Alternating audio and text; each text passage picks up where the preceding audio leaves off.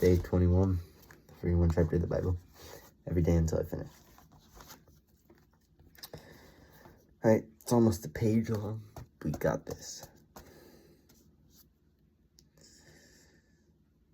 Any other crazy plot twists coming up? Let's find out.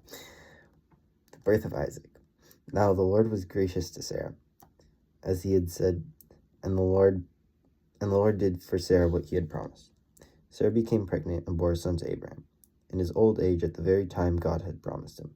Abraham gave the name Isaac to the son Sarah bore him.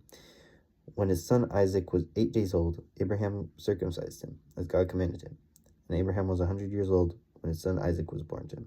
Sarah said, God brought me laughter, and everyone who hears about this will laugh with me.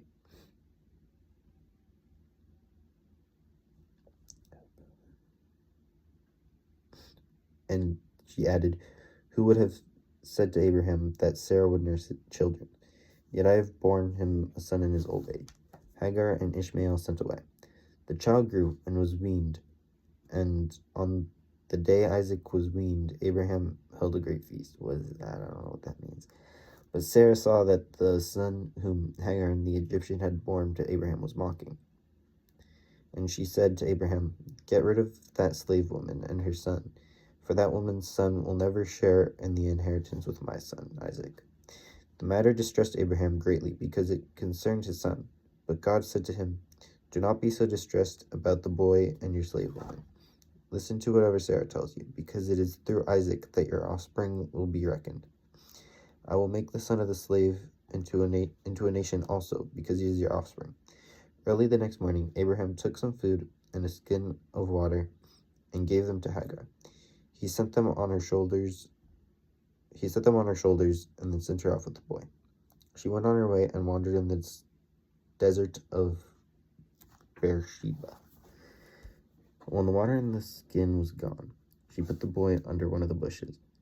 Then she went off and sat down about a bow shot away, for she thought, I cannot watch the boy die.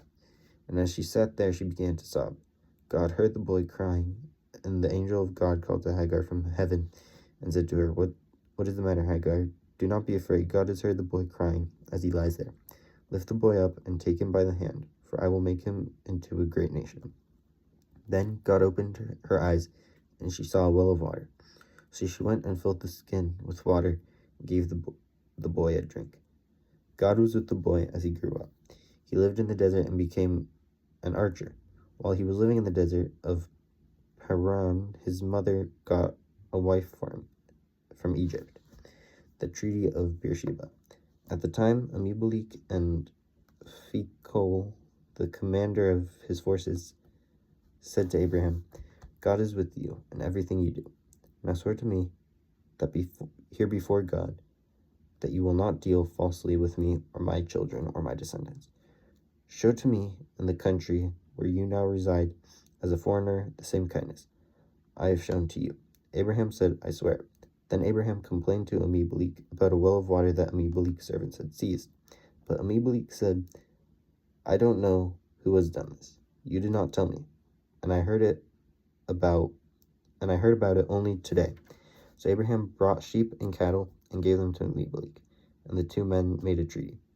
Abraham set apart 7 ewe lambs from the flock, and Abimelech asked Abraham, what is the meaning of these 7 ewe lambs you have set apart by themselves? He replied, accept these 7 lambs from my hand as a witness that I dug this well. So that place was called Beersheba, because the 2 men had sworn oath there.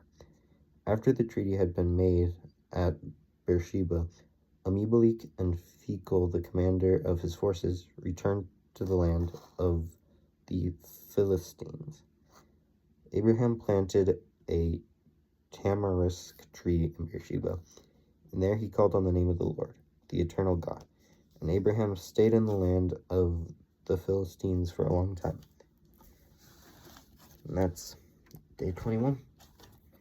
Come back tomorrow for day 22.